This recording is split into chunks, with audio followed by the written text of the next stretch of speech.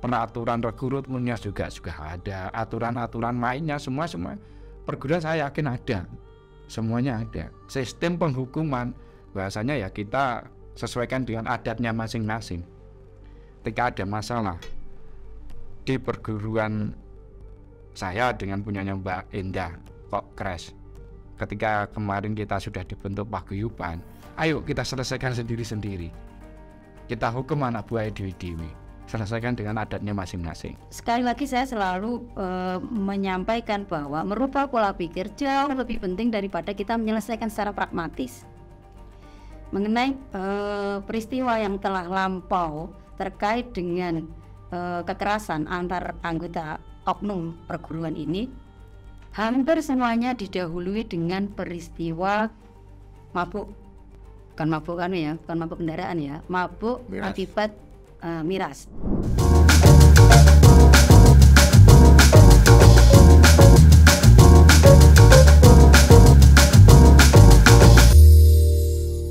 Assalamualaikum warahmatullahi wabarakatuh.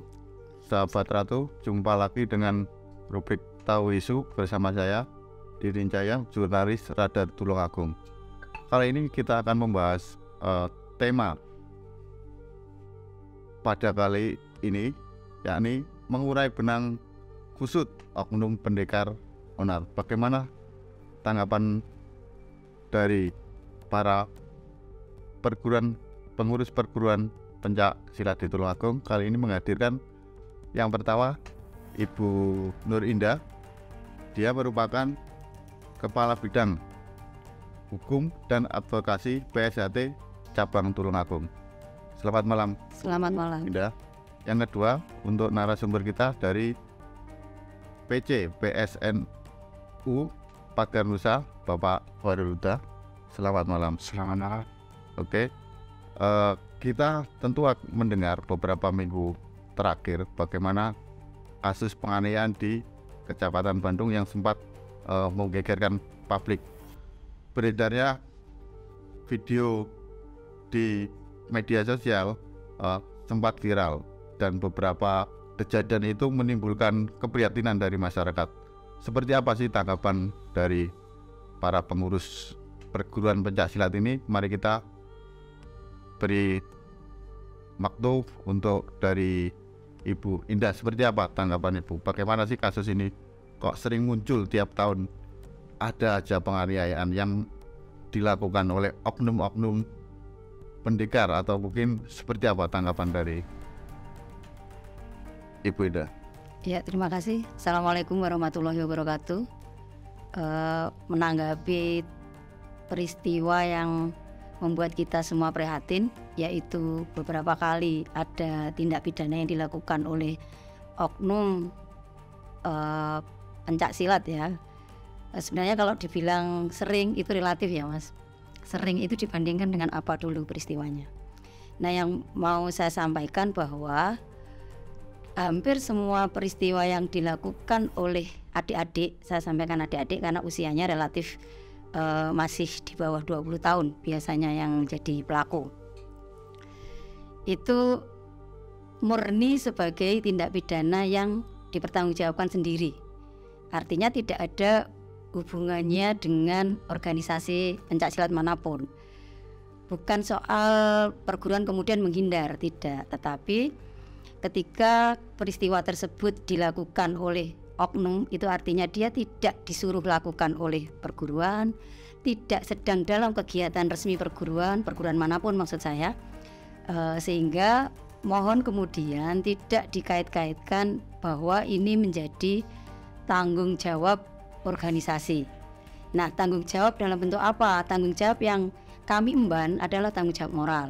Tentu saja bahwa semua organisasi pencak silat yang tergabung dalam IPSI tentu saja mempunyai kewajiban untuk melatih, kemudian mendidik, kemudian mengembangkan budaya bangsa agar itu tetap menjadi milik kita.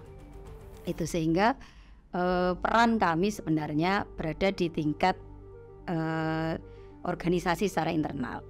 Nah, lalu bagaimana tanggapan organisasi terhadap adik-adik kita yang melakukan tindak pidana itu?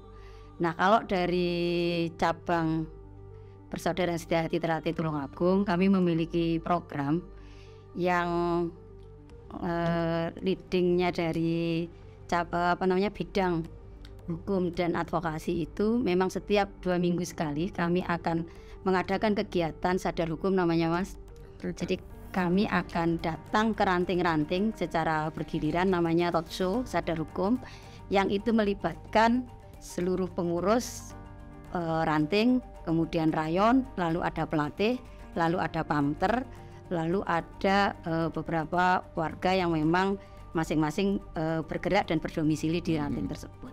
Harapannya dengan memiliki pengetahuan terkait dengan hukum, lalu kemudian kita juga mengedepankan bagaimana sih sebenarnya kita bersikap secara toleran ketika kita berbeda pilihan. Bahwa kita berbeda agama saja boleh loh, apalagi hanya berbeda pilihan dengan organisasi pencak silat yang lain. Jadi itu menjadi upaya kami agar kesalahpemahaman adik-adik yang di bawah itu tidak terus-menerus kemudian dianggap sebagai sebuah kenormalan. Jangan sampai itu terjadi, bahwa yang begitu itu salah, tetap kita harus sampaikan bahwa itu tidak boleh dilakukan. Begitu terus-menerus, itu upaya yang kami lakukan. Nah, kemudian tidak ada fasilitas dari organisasi kepada adik-adik yang terlibat. Misalnya kebetulan oknumnya ini dari PSHT nih, kemudian jadi tersangka. Tidak ada fasilitas dari organisasi untuk melakukan pendampingan hukum. Jadi itu memang individu dipertanggungjawabkan kepada yang berwajib, dipertanggungjawabkan kepada hukum yang berlaku. Ya begitu dijalani sampai mereka menerima putusan. Nah, berbeda kemudian tugas kami yang di Ketua Bidang Hukum dan Advokasi itu ketika misalnya peristiwa pidana yang dilakukan oleh orang lain kepada kami di acara-acara resmi, maka itu menjadi tanggung jawab organisasi. Misalnya sedang latihan resmi yang sudah ada izinnya dan memang berada di situ, lalu ada orang lain itu tidak tentu perguruan lain, orang lain maksudnya, bisa dia ikut perguruan atau dia tidak ikut perguruan, yang mengganggu atau melakukan tindak pidana di tempat latihan. Maka itu menjadi tanggung jawab kami untuk melakukan pendampingan hukum ketika mereka menjadi korban. Saat latihan kemudian di-drop sama sekelompok pemuda misalnya, maka ini akan menjadi tanggung jawab organisasi karena sudah melibatkan organisasi. Itu upaya yang kami lakukan untuk meminimalisir peristiwa-peristiwa itu menjadi tidak sering. Itu harapannya, menjadi tidak sering. Kalau kemudian kita berharap meniadakan peristiwa seperti itu, ya boleh-boleh saja. Tetapi kita rasional bahwa jumlah dari pendekar yang ada di Tulungagung itu, yang kemarin disampaikan data dari UIN itu ada 100.000 sekian, yang itu hampir 10% dari populasi penduduk yang ada di Tulungagung. Artinya kemungkinan itu selalu ada, tapi kita mencoba berusaha agar itu menjadi lebih kecil. Nah, mengenai peristiwa Bandung secara spesifik, sebenarnya yang peristiwa terjadi, peristiwa biasa saja itu pidana murni bisa terjadi. Kemudian ada reaksi nih dari kawan-kawan korban solidaritas nih, ada terjadi konvoy. Saya melihat peran kepolisian penting untuk membuat membuat korban ini diperlakukan secara layak, bukan korbannya yang diapa-apakan, tetapi proses hukumnya misalnya cepat seperti itu, sehingga kepolisian kemudian cukup penting untuk solidaritas ini tidak muncul gitu. Jadi hubungannya begini, ketika ada korban lalu kepolisian secara cepat melakukan itu, konvoy dan solidaritas itu tidak akan muncul. Itu dapat ya ininya. Nah, hubungannya sudah tidak dengan pelaku lagi. Jadi hubungannya antara solidaritas ini kepada pihak kepolisian. Ketika misalnya polisian itu cak-cak, buat des-des gitu ya, itu maka konvoy ini kemungkinan untuk berbondong-bondong menekan pihak kepolisian untuk menyelesaikan ini secara cepat itu bisa ditekan. Nah, jadi apa ya? Itu istilahnya bagi saya tingkat kepuasan penanganan peristiwa pidana. Itu Mas, kira-kira itu. Jadi agar kemudian setiap tindak pidana tidak menimbulkan buntut yang panjang. Nah inilah, kemudian tindak pidana ini tidak ada tindak pidana baru lagi, ada tindak pidana lalu kemudian ada kekecewaan terhadap penanganan, maka akan muncul solidaritas ini riskan untuk kemudian ada tindak pidana baru lagi. Nah untuk itu kemudian bisa diselesaikan ya masing-masing perguruan yang oknum-oknumnya itu terlibat baik sebagai tersangka atau sebagai korban ya harus menahan diri untuk bagaimana berkomunikasi dengan pihak kepolisian yang memang institusi ini punya kewenangan, punya kewajiban untuk menyelesaikan perkara tersebut. Nah yang dari organisasi menahan diri lalu kepolisian juga memberikan layanan kinerja yang baik atau yang sesuai lah gitu. Oke. Gitu. Kalau dari Pak Huda, ini seperti apa menganalisa peristiwa di Bandung itu? Karena santer, artinya peristiwa ini dikaitkan dengan oknum pagar nusa. Ya. Seperti apa sih dari analisa Pak Huda sendiri? Ya, terima kasih. Assalamualaikum warahmatullahi wabarakatuh. Saya Khoirul Huda selaku Ketua PC PSNU Pagar Nusa Kabupaten Tulungagung. Alhamdulillah apa yang disampaikan Mbak Indah tadi saya juga sarujuk. Dalam arti ini tidak ada kaitannya dengan perguruan, Mas. Dikarenakan perguruan juga tidak ada kegiatan. Jadi kembalinya ke apa yang disampaikan Mbak Indah tadi, oknum. Satu itu. Nah, terus dari pihak-pihak yang lain mengkait-kaitkan adanya sebuah perguruan. Ya ini sebetulnya kalau saya melihat jelas akhirnya disondingkan ini yang jadi masalah. Kalau saya melihat kemarin kejadian di video-video seperti apa yang Cina sampaikan tadi, memang ada gambarnya, logonya. Oke. Nah ini yang juga jadi masalah.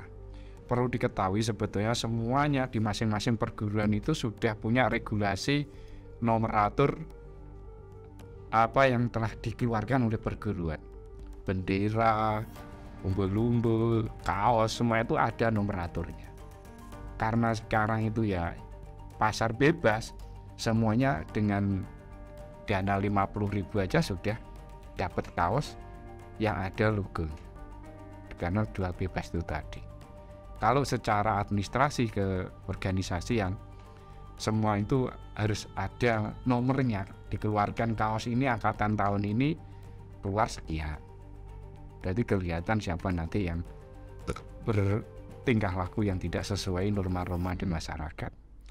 Terus berkaitan ada rentetannya semuanya saya kira ya pandai dikait-kait nih ngaruh perguruan ini ya jadi masalah ya Mas. Walaupun tadi sudah disampaikan kembalinya oknum. Yang jelas setiap organisasi mengadakan kegiatan event-event itu tidak ada masalah selama saya ikut ngurusi pencak nih. Nah dan juga perlu diketahui bahasa sekarang dengan bahasa saya dulu. Kalau bahasa saya dulu waktu ikut pencak itu ya bahasanya pendekar. Dikarenakan pendekar kalau sudah naik panggung dalam arti kegiatan pencak dor, nah itu baru pendekar. Nah, kalau sekarang apa? Nah, kalau dulu pendekar, terus di atas panggung kita lawan, di bawah adalah saudara. Selesai. Sekarang ketika ada event yang dimanahkodai oleh IPSI, itu kan dari berbagai perguruan. Sekarang atlet bahasanya Mas. Nah ini perlu diperjelas di masyarakat juga. Sekarang itu kalau pencak silat yang di bawah naungannya IPSI semua itu mengedepankan prestasi. Nah gesekan-gesekan di lapangan itu kalau saya melihat mungkin diawali karena tumbuhnya sebuah komunitas di mana orang tersebut itu punya kreativitas, mungkin tidak ada kesempatan di organisasinya. Akhirnya dia membentuk sebuah organisasi atau paguyuban atau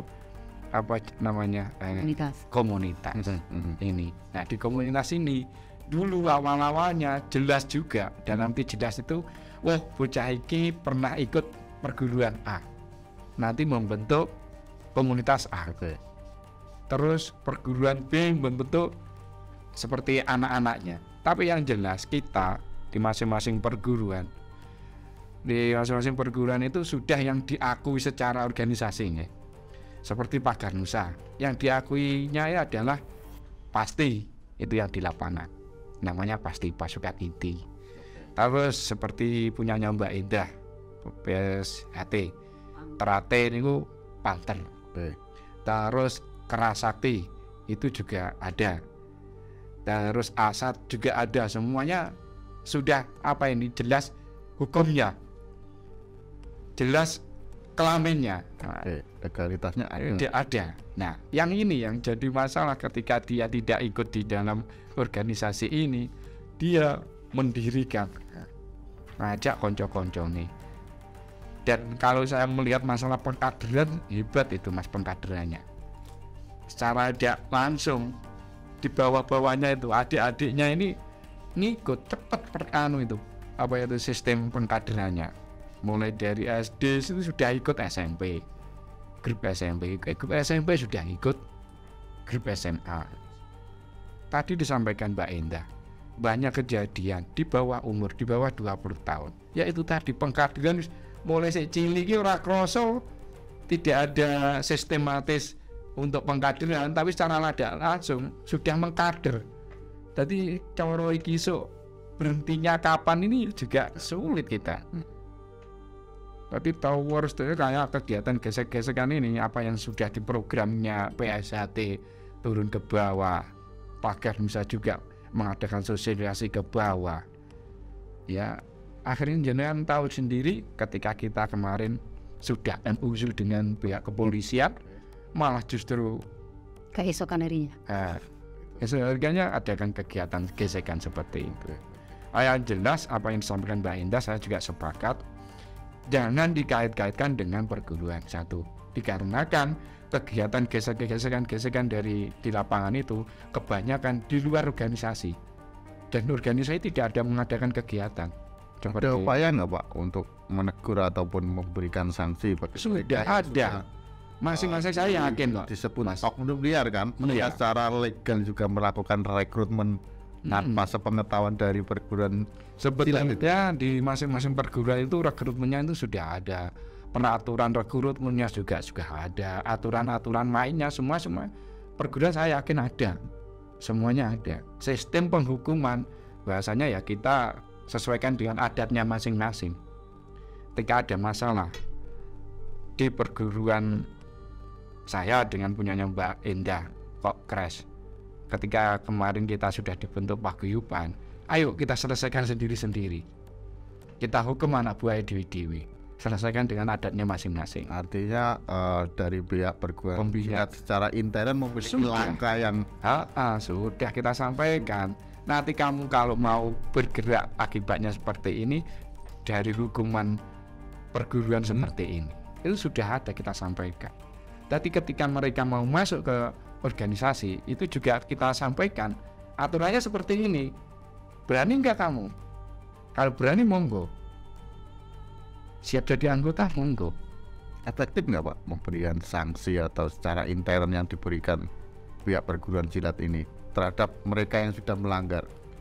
Alhamdulillah sementara kalau di perguruan saya kok efektif mas. Di luar itu yang jadi masalah. Jadi secara organisasi memang betul-betul anggota saya ketika ada masalah, kita sepakat dengan perguruan-perguruan yang ada di Tulungagung, bila mana ada masalah diselesaikan secara adatnya masing-masing, kembalikan kepada perguruannya masing-masing. Oke. Seperti itu. Kalau di luar itu kan banyak isu Pak ya, artinya ketika mereka keluar dari PN lantas ikut ini itu yang membuat betul mas, teman-teman itu yang jadi masalah seperti itu. Bagaimana Bu Indah ini? Kembali lagi pada pola pikir mas. Artinya setiap orang berhak untuk menentukan dia berkumpul apa. Ini sudah bukan undang-undang lagi, ini konstitusi yang bilang setiap orang berhak untuk berkumpul, menyatakan pendapat dan lain sebagainya. Nah, ketika itu dipahamkan bahwa yang misalnya dari siswa PSHT lalu pindah PN atau dari PN pindah PSHT atau pindah Kerasakti, kenapa itu menjadi masalah yang serius bagi mereka yang memang tidak toleransi. Artinya ketika kita logikakan aja dengan kita analogikan dengan orang pindah agama itu loh boleh. Di Indonesia boleh, walaupun secara internal agama itu melarang. Tapi itu di Indonesia secara nasional itu boleh. Jadi itu hak masing-masing orang. Nah, sekali lagi saya selalu menyampaikan bahwa merubah pola pikir jauh lebih penting daripada kita menyelesaikan secara pragmatis.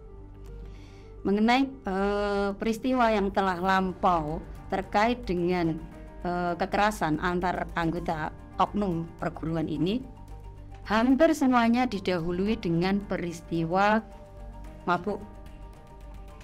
Bukan mabuk bukan mabuk kendaraan ya, mabuk miras. Akibat miras. Nah, sudah tersangkanya kebanyakan anak-anak lalu didahului dengan mabuk, maka ada banyak sekali faktor yang kemudian ini harus diselesaikan satu-satu. Bagaimana anak-anak bisa mendapatkan miras? Sementara kalau kita ke mall yang besar itu untuk mendapat beli minuman keras ini harus pakai menunjukkan KTP di atas 17 tahun. Kenapa di Tulungagung begitu banyak? Begitu mudahnya anak-anak ini mendapatkan miras. Apakah itu mirasnya ilegal atau yang jual bagaimana atau bagaimana? Karena sudah anak-anak ini dianggap tidak mampu berpikir menentukan bahwa mana yang baik mana yang tidak, kemudian dipengaruhi oleh miras, maka terjadilah kekerasan yang kita tidak harapkan sama sekali. Nah, maka saya selalu mengusulkan kepada yang berwenang, artinya Pemda, Polres, untuk melakukan penelitian yang benar-benar serius terkait dengan kenapa nih ada kecenderungan remaja-remaja kita, pemuda-pemuda kita untuk kemudian melakukan sesuatu yang intoleran. Nah, itu tidak hanya di Pendekar saja. Ketika Tulungagung kota pendekar, kemudian terjadi seperti itu. Kita lihat belajar dari tempat lain juga. Kota bola juga terjadi gesekan. Saya kira agar ini tidak kemudian menjadi sesuatu yang biasa lalu berubah menjadi budaya, ya harus dirubah. Bukan merubah secara pragmatis hari ini selesai, tetapi justru merubah dari mindsetnya. Bagaimana caranya? Diedukasi terus-menerus tanpa bosan-bosan, baik dari masing-masing organisasi pada saat mereka melatih, kemudian di sekolah, kemudian di rumah, kemudian di tempat ngaji, di mana anak-anak ini tumbuh. Itu harus dimaksimalkan semuanya. Jadi tidak bisa kemudian dibebankan kepada perguruan. Di PSHT itu latihan seminggu hanya 2 kali, Mas. Itu jamnya 7 sampai jam 11, 2 jam. Atau paling lama kalau sudah tingkatnya mau disahkan itu paling sampai jam 12. Seminggu 2 kali. Lalu kemudian bagaimana yang kemudian hanya 2 kali 2 jam atau 3 jam itu membentuk karakter orang, begitu hebatnya gitu. Padahal di jam-jam yang lain yang jumlahnya jauh lebih besar, mereka berada di rumah, mereka berada di teman-temannya, mereka berada di sekolah. Jadi saya kira semua tempat mereka tumbuh itu harus bahu-membahu untuk menciptakan generasi yang punya toleransi terhadap perbedaan. Saya kira itu tidak hanya membebankan kepada perguruan semata-mata. Ternyata di kota bola juga sama kok. Jadi jangan sampai bibit-bibit intoleran ini kemudian dianggap sebagai sesuatu yang biasa. Saya kira ada PR yang cukup banyak. Miras tidak boleh beredar dengan bebas karena ada ketentuannya sendiri, ada aturannya sendiri. Bagaimana anak-anak dapat miras?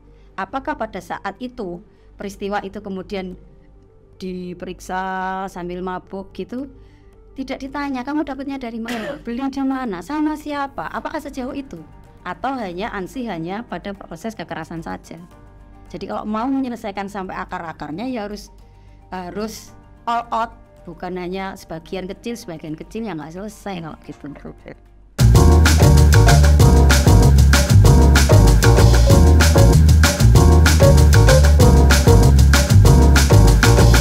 Dengan kemarin memang agak saya trouble. Dan kalau di trouble, saya ini sudah sama masjid juga. Perguruan-perguruan besar itu se-Jawa Timur. itu tidak mau sepakat tidak mau menandatangani itu. Oke. Nah itu surat kan dari Polda. Kita ngumpul di Islamic Center Surabaya berkaitan dengan punyanya apa itu Polda itu untuk ditinjau ulang item 4 dan 7. Saya tidak setuju berkaitan dengan adanya anggota yang jenengan dawoni tadi pindah-pindah itu tadi, karena masing-masing anggota apa itu perguruan sudah punya adat atau punya aturan sendiri-sendiri. Bila mana kamu keluar dari perguruan saya masuk ketahuan perguruan sana, ini akan diselesaikan adatnya masing-masing.